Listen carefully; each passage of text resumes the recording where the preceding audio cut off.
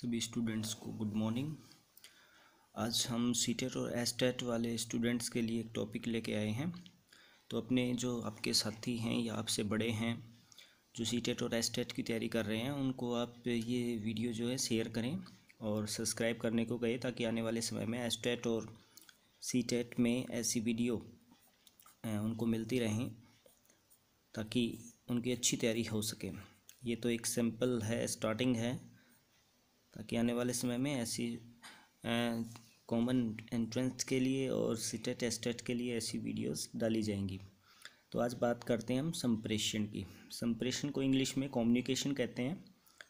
संप्रेषण शब्द की जो उत्पत्ति है वो लैटिन भाषा के शब्द कम्युनिस से हुई है। याद रखेंगे, ये क्वेश्चन आ जाता है किस भाषा से संप्रेषण शब्द की उत्पत्ति हुई है, तो कम्युनिस से हुई है। और याद रखेंगे जिसका अर्थ जो है वो आदान प्रदान करना, बातचीत, इधर उधर बातचीत का आदान प्रदान करना निकलता है। तो इसकी परिभाषा देखिए, यह एक ऐसी प्रक्रिया है जिसके अंतर्गत मनुष्य अपने विचारों का आदान प्रदान करता है। तो यहाँ पे देखिए, विचारों का आदान प्रदान करना ही कम्युनिकेशन कहलाता है या संप्रेषण हिंदी में इसको बोलते हैं। ध्यान रखेंगे। एस कुंज के अनुसार, ये एक हमारे मनोवैज्ञानिक रहे हैं, संप्रेषण प्रेषक द्वारा प्राप्तकर्ता के पास सूचना का स्थानांतरण है। जो भेजने वाला है उसके द्वारा प्राप्तकर्ता के पास सूचना का स्थानांतरण संप्रेषण कहलाता है। वह सूचना प्राप्तकर्ता द्वारा समझी जा रही है और जो वो बातचीत, जो भी अपने विचार उसको प्रदान करता है, वो उसको समझ रहा है। अगर वो नहीं समझता तो संप्रेषण नहीं होगा, कहने का मतलब है ये। मैरीहस ने कहा है, संप्रेषण चिंतन, विचारों, तथ्यों तथा संवेगों के आपसी आदान प्रदान की एक प्रक्रिया है। याद रखेंगे, मैरीहस की जो परिभाषा है वो संप्रेषण चिंतन, विचारों, तथ्यों और संवेगों के आपसी आदान प्रदान की एक प्रक्रिया उन्होंने बताई है। आगे है संप्रेषण की विशेषताएं। ये क्वेश्चन इम्पोर्टेंट आता है। क्वेश्चन इस तरह से पूछा जाएगा, इनमें से कौन सी संप्रेषण की एक महत्वपूर्ण विशेषता नहीं है। जैसे पहले विशेषताएं पढ़ते हैं। संप्रेषण एक उद्देश्यपूर्ण प्रक्रिया है क्योंकि उद्देश्य से ही बातचीत की जाती है। संप्रेषण एक सामाजिक अंतरक्रिया है जिसमें विचारों, भावनाओं और ज्ञान आदि का आदान प्रदान किया जाता है। इसको वो आपके एग्जाम्स में ऐसे क्वेश्चंस पूछेगा, इनमें से कौन सा संप्रेषण की महत्वपूर्ण विशेषता नहीं है, तो इसको देखो वो चेंज कर सकता है, बदल सकता है। संप्रेषण एक सामाजिक बाह्य क्रिया है, ऐसे बोल सकता है वो बाह्य है। यहाँ पे अगर वो बाह्य लगा देता है तो आंसर जो है अलग हो जाता है। ध्यान रखेंगे, अंतक्रिया है ये, बाह्य क्रिया नहीं है। कई बार ऐसे क्वेश्चंस पूछे गए हैं जिसमें विचारों, भावनाओं और ज्ञान आदि का आदान प्रदान किया जाता है। बाकी सेम रख सकता है, तो यहाँ पे चेंज कर सकता है। तो ऐसे आपको ध्यान रखना है कि ये अंतक्रिया है, ना कि बाह्य। यह सार्वभौमिक व निरंतर प्रक्रिया है, निरंतर चलने वाली प्रक्रिया है। सार्वभौमिक जो हर जगह की जाने वाली है, चाहे विश्व के किसी भी कोने में हो, तो सभी जगह संप्रेषण आवश्यक है। निरंतर चलने वाली प्रक्रिया है। कोई भी संप्रेषण व्यावहारिक रूप से संपूर्ण नहीं होता। देखिए यहाँ पर अगर व्यावहारिक रूप से संपूर्ण नहीं होता, एक आपको ऑप्शन में दे देता है इस प्रकार से चेंज करके कि संप्रेषण व्यावहारिक रूप से संपूर्ण होता है। तो देखिए, नहीं होता और होता है में आपको बहुत अंतर नज़र आ रहा होगा।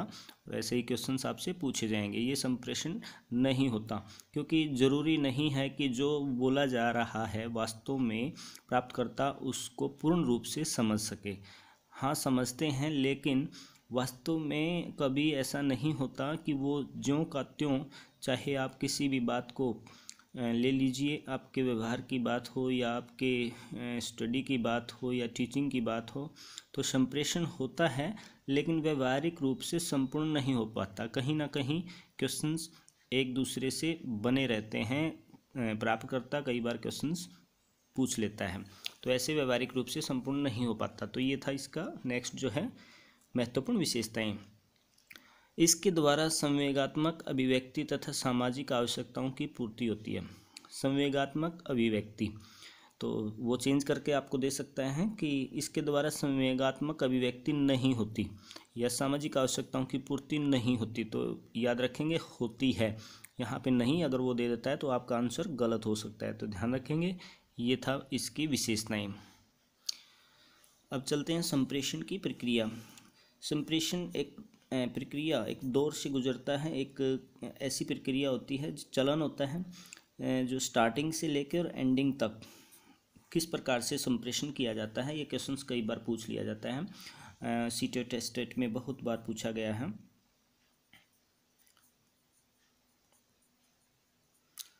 वो आपसे क्वेश्चंस थोड़ा सा मैं बताऊंगा कैसे। पहले इसको देखते हैं, प्रक्रिया का जो प्रारूप है वो हमारा कहाँ से शुरू होता है। जो स्टार्टिंग पॉइंट है इसका स्रोत से शुरू होता है, याद रखें संप्रेषण।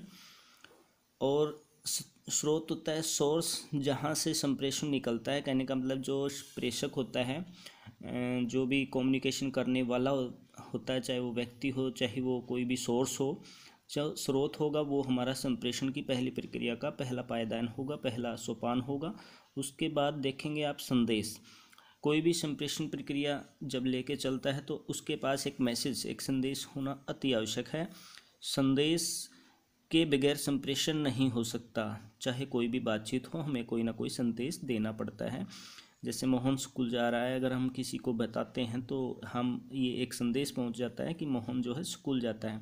तो ये एक संदेश, मैसेज होना अति आवश्यक है। ये इसका सेकंड आपका सोपान होगा। नेक्स्ट जो है एनकोडिंग।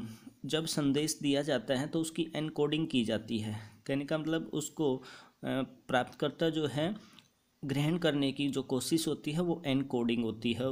उसको स्थानांतरण एक स्थान से दूसरे स्थान पर, यानी प्रेषक से प्राप्तकर्ता तक जो बात पहुंची है उसको एनकोडिंग हुई है। तो ये है उसकी समझ। तो वो जो समझ पैदा करता है अपने अंदर, उस चाहे वो कोई भी भाषा हो, उसकी एनकोडिंग करता है, तो वो उसका थर्ड जो है पार्ट, उस थर्ड जो है सोपान होगा। तीसरा जो है पायदान एक प्रकार से कह सकते हैं होगा, संप्रेषण की प्रक्रिया का तीसरा पहलू होगा। नेक्स्ट जो है उसके बाद है फोर्थ चैनल। देखो संप्रेषण किसी न किसी माध्यम से किया जाता है, चैनल से किया जाता है। इसको माध्यम भी बोल सकते हैं आप, माध्यम। तो याद रखेंगे चौथा जो चरण है इस प्रक्रिया का वो माध्यम भी है। क्योंकि संप्रेषण देखो मौखिक रूप से हो सकता है, तो व्यक्ति अपने आप बोलता है। अगर उसको इंटरनेट के माध्यम से या पत्र आदि के माध्यम से संप्रेषण करता है तो वो एक माध्यम बन जाता है, टेलीविज़न के माध्यम से, रेडियो के माध्यम से। ये सभी जो हैं इसके चैनल्स हैं। तो संप्रेषण का फोर्थ जो चरण है वो है चैनल। उसके बाद है डिकोडिंग। डिकोडिंग एनकोडिंग का विपरीत है। जैसे जो भी प्राप्त करता है, रिसीवर है, वो उस माध्यम के जरिए उस संदेश को जो है ग्रहण करता है, तो वो उसकी डिकोडिंग हो जाती है। उसको ग्रहण करना, उसको अपने अर्थों में अपने अनुसार डिकोड करना ही डिकोडिंग है। अपने अनुसार ही समझ पाना उसकी डिकोडिंग है। तो ये देखिए, फिर डिकोडिंग के बाद आ जाता है पृष्ठपोषण। जो रिसीवर होता है, प्राप्तकर्ता होता है, वो किस प्रकार की प्रतिक्रिया करता है, उसका फीडबैक क्या है, इसको फीडबैक इंग्लिश में बोलते हैं। तो ये है इसका पृष्ठपोषण, ये इसका अंतिम चरण है प्रक्रिया के। ये आपके चरण हैं। वो क्वेश्चंस आपसे इस तरह से पूछेगा, निम्न में से कौन सा संप्रेषण की प्रक्रिया है, कौन सी संप्रेषण की प्रक्रिया, कौन सी उपयुक्त संप्रेषण की प्रक्रिया है। कई बार ये क्वेश्चंस नेट में भी प्री पेपर में पूछा गया है। पहले जो पेपर होता है उसमें पूछा गया। मैं आपको बताता हूँ लिख के। जैसे आपको ऑप्शन दे सकता है, वो पहले दे देगा, जैसे स्रोत, उसके बाद एनकोडिंग, उसके बाद आपको दे सकता है डिकोडिंग, और ऐसे ही फिर पृष्ठपोषण। एक उसने ये एक पहला ऑप्शन दिया, दूसरा ऑप्शन में भी वो सेम ऐसे ही स्टार्टिंग करता है। स्रोत एनकोडिंग को पहले दे सकता है और संदेश को बाद में दे सकता है। उसके बाद चैनल दे सकता है और पृष्ठपोषण दे सकता है। तो ऐसे दे सकता है। तो आपने अब फिर ऑप्शन देखना है। सबसे पहले स्रोत, जो वास्तव में सही आंसर हो सकता है संदेश, उसके बाद एनकोडिंग, और स्टूडेंट्स फिर डिकोडिंग या चैनल, इनमें से कोई भी एक दे सकता है। ज़रूरी नहीं है कि सभी चरण वो आपको दे फर्स्ट क्वेश्चन। तो ये देखिए, ये आंसर आपका सही होगा। इस प्रकार से आपसे क्वेश्चंस पूछे जाएंगे, ये ध्यान रखना है अपने एग्जाम्स के पॉइंट ऑफ व्यू से। नेक्स्ट चलते हैं। अब चलते हैं स्टूडेंट्स संप्रेषण के प्रकार। तो देखिए, संप्रेषण के जो प्रकार हैं, टाइप्स हैं, वो इस प्रकार से हैं। सबसे पहले है औपचारिक संप्रेषण व अनौपचारिक संप्रेषण। उसके बाद है शाब्दिक संप्रेषण व अशाब्दिक। उसके बाद देखिए आप संख्या के आधार पर संप्रेषण और प्रवाह आधार पर संप्रेषण। इस प्रकार से संप्रेषण के टाइप्स जो हैं, प्रकार बांटे गए हैं। सबसे पहले देखिए औपचारिक और अनौपचारिक, फॉर्मल और इनफॉर्मल। जब आप देखो, आप औपचारिक जो ऑफिशियल बात अगर करते हैं, चाहे वो पत्र एक अधिकारी के द्वारा दूसरे अधिकारी को दिया जाता है, या आप जहाँ पे प्रक्रिया एक ऐसी प्रक्रिया को पूरा करते हैं जो वास्तव में रूल्स और रेगुलेशंस पर आधारित है, चाहे जैसे स्कूल की बात करें, अध्यापक जो है एक औपचारिक संप्रेषण करता है, बच्चों को जो है अपने संदेश देता है औपचारिक माध्यम से। दूसरा है अनौपचारिक माध्यम, जो आप इनफॉर्मल होते हैं। आप अपने आप संप्रेषण की जो प्रक्रिया है वो इनफॉर्मल तरीके से, अनौपचारिक तरीके से प्रदान करते हैं। वो है आपका किसी भी कार्यालय स्तर से बाहर जो प्रक्रिया, चाहे आप किसी रास्ते पर जाते हैं या रास्ते से जाते हुए किसी व्यक्ति से मिलते हैं तो वहाँ संप्रेषण करते हैं, चाहे खेल के मैदान की बात करें वहाँ बच्चे संप्रेषण करते हैं, या घर पर आप आपस में बात करते हैं, वो जो संप्रेषण कहलाता है वो अनौपचारिक संप्रेषण कहलाता है। ध्यान रखेंगे, जैसे पत्र दो प्रकार के होते हैं, औपचारिक और अनौपचारिक, वैसे ही संप्रेषण यहाँ पर दो प्रकार का है, औपचारिक और अनौपचारिक। तो नेक्स्ट है शाब्दिक और अशाब्दिक। शाब्दिक तो आपको जैसे शब्द से ही पता चल जाता है, जो शब्दों वाणी से द्वारा जो है वाचक द्वारा, प्रेषक द्वारा प्राप्तकर्ता को दिया जाता है, वो शाब्दिक संप्रेषण होता है।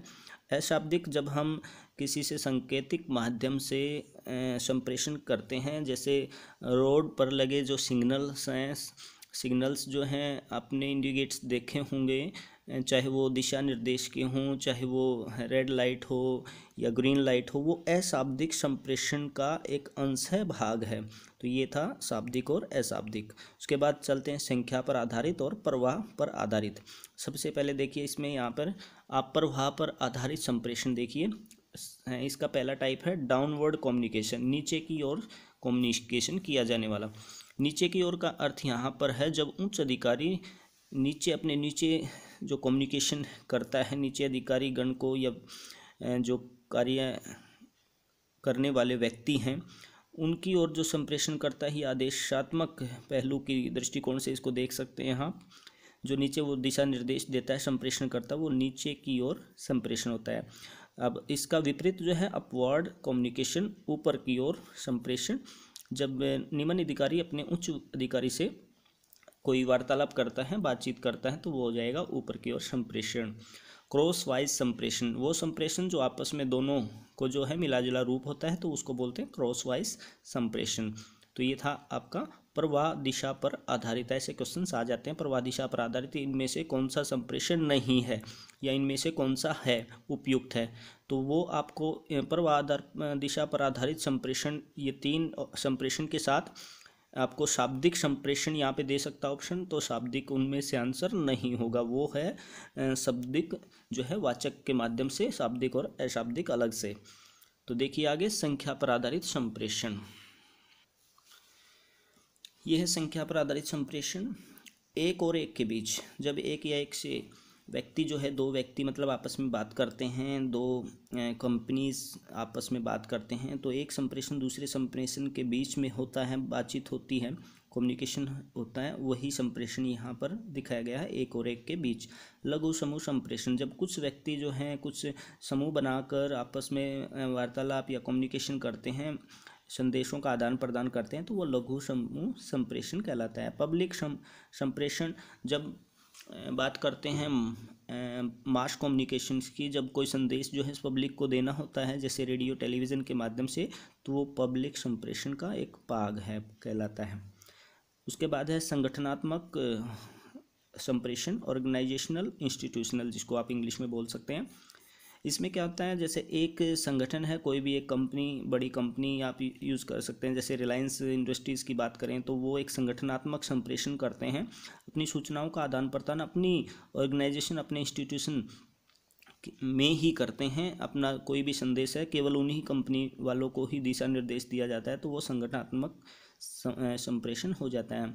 अंतःवैयक्तिक संप्रेषण, ये देखिए इंट्रापर्सनल संप्रेषण, जिसमें व्यक्ति जो है अपने अंदर ही अपने मनोविचारों से ही अपने आप से ही बातचीत करता रहता है, तो इंट्रापर्सनल संप्रेषण कहलाता है। ये हिंदी में भी लिखा आ सकता है आपको, इंट्रापर्सनल।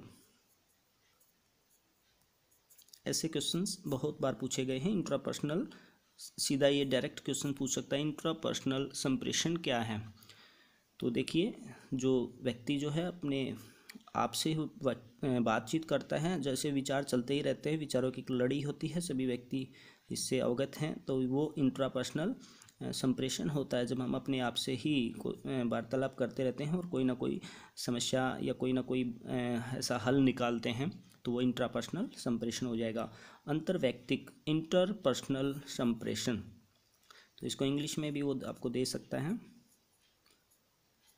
इंटरपर्सनल। तो वो संप्रेषण जो आप एक दूसरे से करते हैं, एक व्यक्ति का दूसरे व्यक्ति से संप्रेषण जो होता है वो अंतर्वैयक्तिक होता है, तो उसको बोलते हैं इंटरपर्सनल, ये स्वयं से होता है। तो ये इनमें दोनों में अंतर है। उसके बाद इसमें अंत में हम चलते हैं संप्रेषण में कुछ अवरोधक या बाधक तत्व जिसे आप बोलते हैं। ये क्वेश्चंस पूछ लिए जाते हैं कि संप्रेषण करते समय क्या बाधाएं, क्या अवरोधक आते हैं, तो निम्न में से बताइए। आपके लिए देखिए, तो संप्रेषण के विभिन्न अवरोधक मैंने यहाँ पे लिखे हुए हैं, आप देख सकते हैं। पहला है नियोजन का अभाव।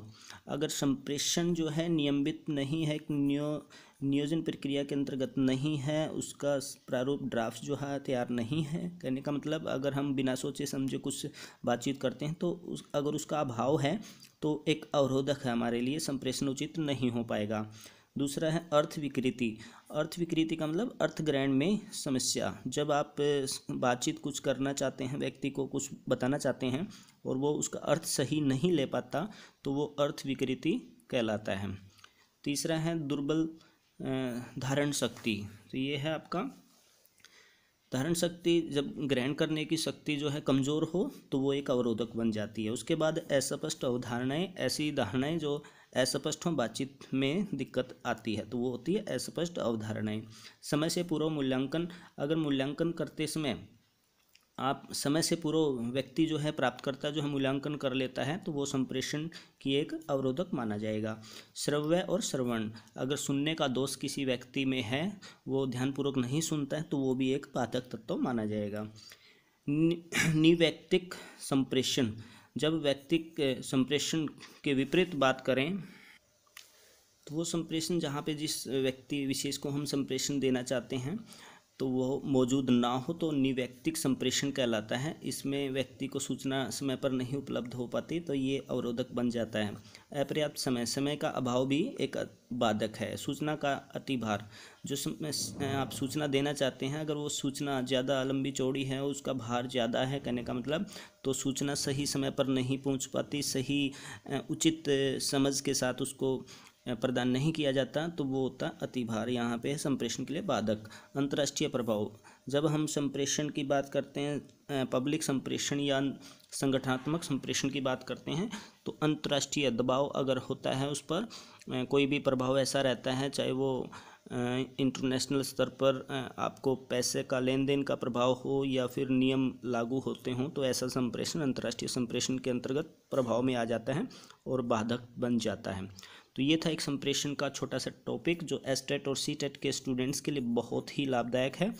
तो आपके आस पड़ोस में जो एस्टेट और सीटेट की तैयारी बच्चे कर रहे हैं, तो उनसे ये जो है अपना चैनल जो है सब्सक्राइब करवाएं, ताकि आने वाले समय में उनसे ऐसे क्वेश्चंस हम प्रोवाइड करवाते रहें, ऐसे टॉपिक्स देते रहें। तो आज के लिए इतना ही स्टूडेंट्स, तो ये आप इसको देख सकते हैं, पढ़ सकते हैं।